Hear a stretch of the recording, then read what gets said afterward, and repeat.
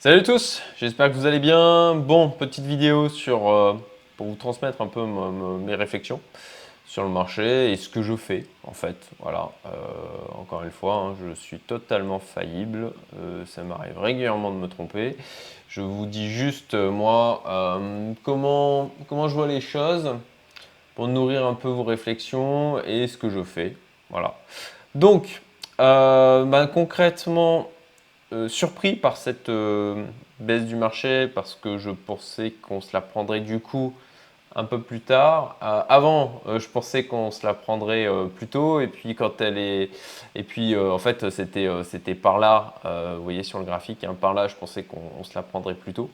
Et puis arrivé ici, je pensais qu'on se la prendrait plus tard. Et puis au final, hein, timing dégueulasse à quelques jours près, puisque ça y est, on se l'est prise. On se l'est prise. Et comme je l'avais partagé lors de la construction de ce portefeuille avec 100 000 dollars, j'avais des positions qui étaient basses. J'avais des positions qui étaient basses et en fait la connerie que j'ai faite c'est que voilà, par ici je me suis dit bon au final non, ça n'a pas l'air de vouloir corriger, potentiellement on va repartir. Donc j'ai coupé des ordres d'achat que j'avais très bas et qui seraient passés pour racheter notamment du Bitcoin. Là vous le voyez, transaction, voilà, le 4 décembre, j'ai acheté pour 9 684 dollars de BTC à non, qu'est-ce que je dis? Non, voilà, non, j'ai acheté pour 8 000 dollars de Bitcoin à 56 964 dollars. Donc, plus haut que le cours actuel. Donc, moins 13, moins 14% de baisse. Et du coup, j'aurais dû patienter. Ça, c'est un truc, hein, j'ai remarqué, un défaut de ma part. C'est que je me positionne et puis je ne patiente pas assez. Voilà, je dois être plus patient. Donc il faut que je travaille sur ça. C'est pas simple hein, de rester assis sur son cul à rien faire après avoir pris des décisions. Et donc il faut que je travaille ça. Donc, alors globalement, enfin pour ma part, je suis pas inquiet en fait. Je ne suis pas inquiet parce que c'est ce que je voulais vous illustrer là, sur ce graphique. Voilà, là, moins 25%, moins 21%, moins 53%, moins 25,21%, moins 27%. En prenant bien sûr en dehors des mèches, des bougies, qui sont juste, qui sont assez importantes, hein. Regardez-moi cette mèche monstrueuse, mais c'est pas la première fois qu'on a des mèches comme ça. C'est pas la première fois qu'on a des mèches comme ça, quoi. Enfin, regardez ici. Là aussi. Enfin voilà, c'est rien de nouveau sous le soleil, hein. Alors pour l'instant, pour ma part, je pense que le scénario haissier reste d'actualité. Et voilà, une baisse de 27, approximativement 30%. Ça faisait un moment qu'on s'en était pas pris une. Ça faisait voilà depuis septembre. De nouveau, une grosse baisse, hein, c'est nécessaire hein, pour faire peur à un maximum de gens. Donc c'est très bien, on est extrême fier. C'est parfait. Donc pour ma part, voilà, ce que j'ai fait, c'est du coup j'ai surpondéré l'Ethereum. Voilà, vous voyez transactions. Voilà, j'ai vendu du Bitcoin et j'ai surpondéré l'Ethereum dans le portefeuille. Je suis monté jusqu'à voilà, 30% d'Ethereum. Non, j'étais même plus bas, j'étais à 28%, donc ça 28 ou 29, un truc comme ça. Donc du coup, la surpondération semble payer puisque l'Ethereum corrige moins et qu'il est en train de gagner versus Bitcoin. Et donc vous le voyez là, 4 décembre, 19h40. Donc c'était quand ça? On est le 6, 5, 4. Ouais, c'était le samedi. J'aurais voulu le faire plus tôt. Mais du coup, j'ai vendu du Bitcoin pour renforcer en Ethereum. Voilà.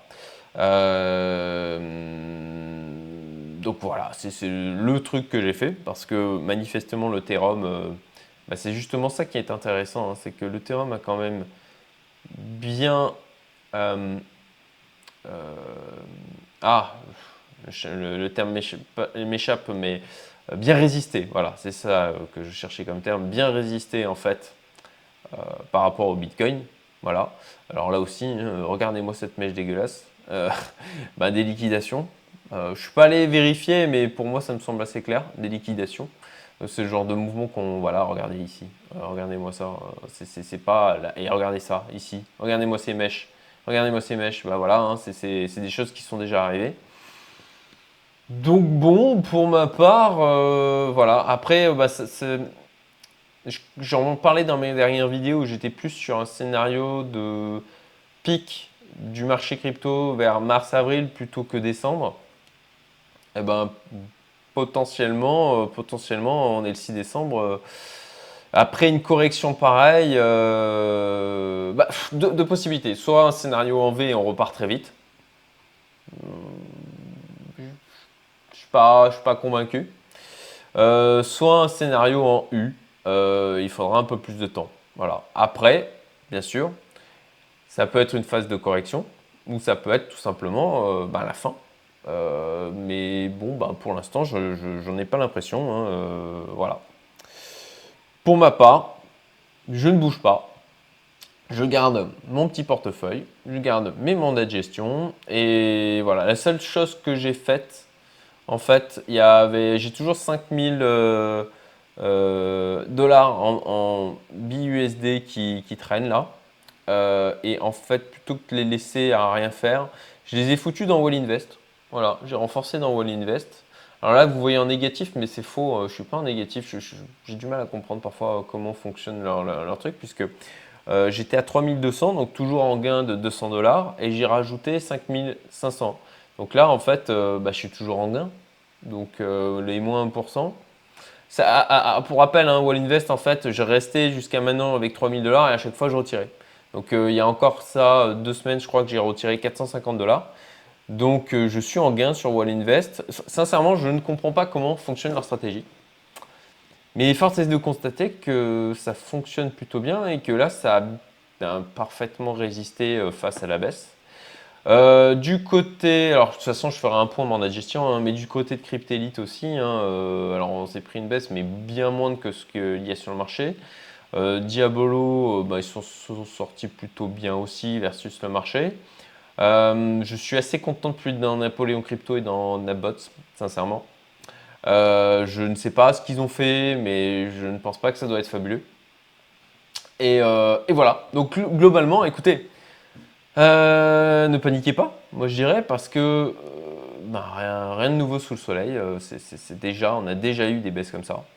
Voilà, là, le travail est à 49 000 heures. Ce qui était assez rigolo, c'est de voir le niveau de volatilité qui s'est complètement aplati. Regardez-moi ça. J'ai mis un tweet d'ailleurs là-dessus en disant bip, la volatilité est morte, encéphalogramme plat. Voilà, là je suis passé en 1 heure. Hein. Et voilà, si on va voir d'autres moments, hein, on a une volatilité qui est quand même plus forte que ça habituellement. Donc c'est assez rigolo, comme la volatilité s'écrase. J'aurais tendance à penser que eh ben, justement le marché est en train de travailler et que ça peut faire un mouvement violent à la hausse ou à la baisse. Voilà, un range. Là, en tout cas, en 1 heure. Je vais passer en 4 heures, je peux regarder.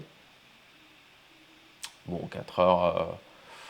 Ouais, bah pareil, hein, de toute façon, alors là, depuis le 4 pour l'instant, hein, c'est indécis. C'est carrément indécis. Donc, ouais, on ira peut-être à. C'est possible qu'on aille à la cave, mais c'est pas le scénario sur lequel je privilégie. Pour moi, on reste haussier, hein, si on passe en weekly, prenons un peu de distance. Voilà, prenons un peu de distance.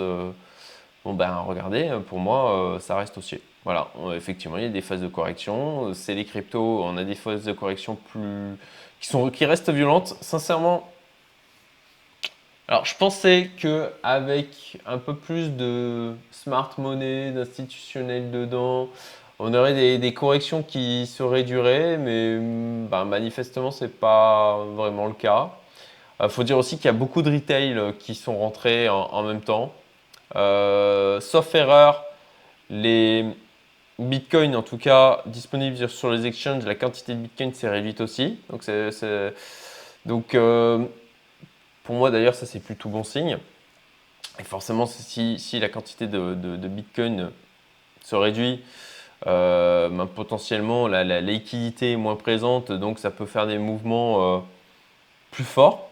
je crois. Je dis peut-être des grosses conneries, hein, mais voilà mon raisonnement. Euh, donc bon, au final, voilà, on s'est pris une correction. Et ben maintenant, on attend. Si effectivement on vient péter, alors ça c'était quoi? Septembre? Ouais, si on passe à un moment donné en dessous des 40 000 $, là il faudra vraiment se poser des questions. Si on clôture en dessous des 40 000, on n'est pas à l'abri encore de mèches bien dégueulasses. Quoique là franchement, vu le niveau de FIR, des gens qui se mettront massivement en longue avec levier, j'y crois moyennement. Je pense que là, la nettoyage a été fait. Donc, ouais, non, si on passe en dessous de 40 000 $, je crois vraiment que ça sentira le pâté là. Mais bon, pour l'instant, ça va. Donc voilà, écoutez, moi, je reste avec mon petit portefeuille, hein. Le plan reste actif. Pour l'instant, je suis sur une moins 14%. Ben ouais, enfin rien d'anormal, hein, c'est les cryptos, ça me semble totalement raisonnable d'ailleurs. Euh, et puis voilà, le comportement de l'Ethereum qui résiste bien est intéressant. Je crois que c'est le BNB aussi qui résiste plutôt bien. Voilà. Bah ouais, regardez-moi ça, le BNB en weekly. Bah ça reste aussi, hein, pour moi. Je sais pas ce que vous en pensez, hein. Alors je suis pas positionné dessus, effectivement, hein. C'est peut-être une bêtise, mais bah, il m'a déjà beaucoup donné le BNB pour ma part. Et je pense pas qu'il ait autant à donner que par exemple le FTT. Le FTT d'ailleurs, oui. Le FTT, il est où mon FTT? FTX, voilà. Oui, j'en ai racheté. J'avais un ordre bas qui était positionné. Alors pas si bas que ça au final, hein, 43,63 vous voyez. Là il est à 42,91 donc je suis même un peu en perte. J'aurais pu au final le mettre plus bas, hein, parce que je crois qu'il il est possible qu'il soit allé chercher plus bas. Je vais regarder vite fait. Tac tac tac. Alors FTT, où es-tu? Ok. Ouais, ça a méché, hein. Ça a méché. Comme quoi, hein, j'avais pas mis si bas que ça, hein. Bon, bah, de toute façon, c'est fait, c'est passé. Voilà. Donc, j'ai rechargé un FTT. Je pense que typiquement, le FTT, il a un potentiel de hausse plus fort que le BNB. On verra si j'ai raison, si j'ai tort. Voilà. Bah, écoutez, j'espère que vous aurez trouvé ça intéressant. Comme toujours, si c'est le cas, petit like, partage, commentaire pour me dire un peu. Bah, dites-moi dans les commentaires un peu ce que vous en pensez, comment vous vous positionnez par rapport au marché. Est-ce que vous avez peur? Est-ce que ça va? Sur quoi vous êtes positionné potentiellement? Et puis voilà. Bon, bah, ça fait un moment, mais j'ai retravaillé en fait. Les cryptos en fait que j'ai pris sur ce portefeuille, en fait, je les fais travailler aussi sur différentes solutions. Je m'étais tourné vers le farming et j'avais commencé à mettre en place des choses. Et puis au final, je me suis ravisé. Je vous expliquerai pourquoi, mais il y a une vidéo qui va arriver pour vous expliquer comment et sur quoi je me suis positionné au niveau de ce portefeuille de manière à pas juste laisser les cryptos dormir, mais quand même les faire un peu fructifier, tout en gardant de la liquidité, de la capacité de bouger rapidement et en prenant aussi les frais des mouvements qu'il peut y avoir et en ayant et sans non plus prendre des risques délirants. Donc voilà, je vais vous faire une vidéo sur le sujet. Vous expliquant toutes les plateformes que j'ai pu comparer, les niveaux rendement que j'ai regardés et puis les raisons pour lesquelles j'ai pris les différentes positions, les différentes décisions de positionnement sur ces différentes plateformes. Voilà, bah écoutez, je vous souhaite une très bonne journée, une très bonne semaine, hein, puisque nous sommes le lundi 6 décembre. Et je vous dis à très bientôt. Salut à tous!